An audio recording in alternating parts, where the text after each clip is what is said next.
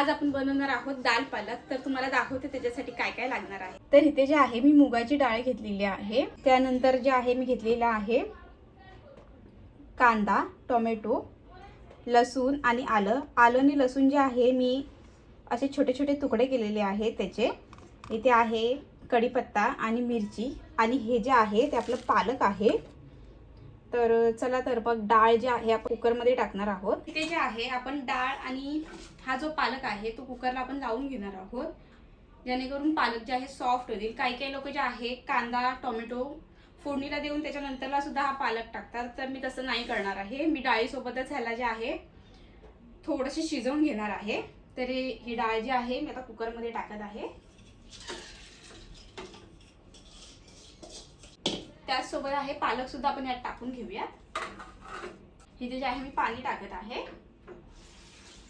तर ह्याला जे आहे मी 2 शिट्ट्या काढून घेणार आहे, जास्त नाही शिजवणार आहे।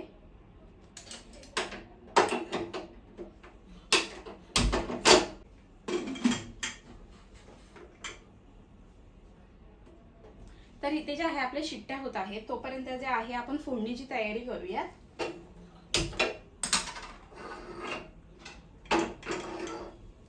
मी इथे तेल टाकून घेते।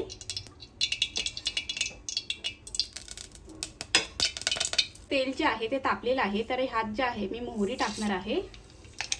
त्यानंतर टाकणार आहे मी यात जिरं। त्यानंतर मी इथे जे आहे मिरची टाकत आहे। त्यानंतर आपण यात कांदा टाकून घेऊया।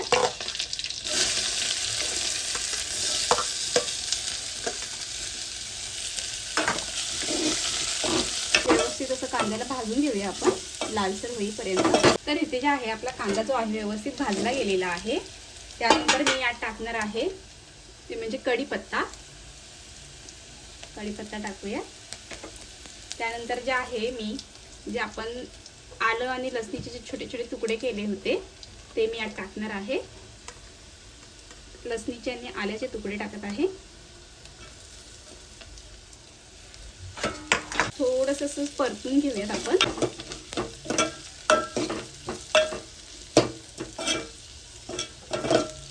आता जे आहे सर्वात लास्टला मी ते टोमॅटो टाकत आहे।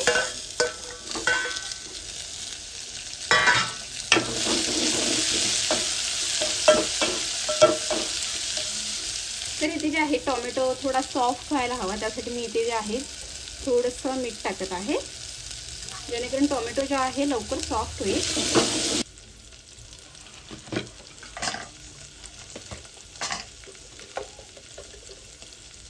तर यात जे आहे मी हळद टाकत आहे, तिखट मिक्स करून घेऊया। ही जी डाळ आहे आपण उकळवलेली कुकरमध्ये ती आपण जे आहे या टोपामध्ये टाकून घेऊया।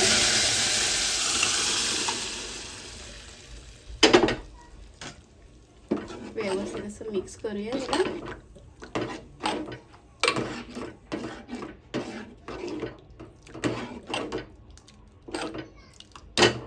थोडंसं पाणी टाकणार आहे मी यात।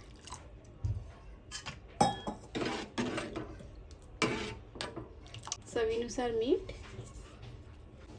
आता यात वरून जे आहे आपण कोथिंबीर टाकूया।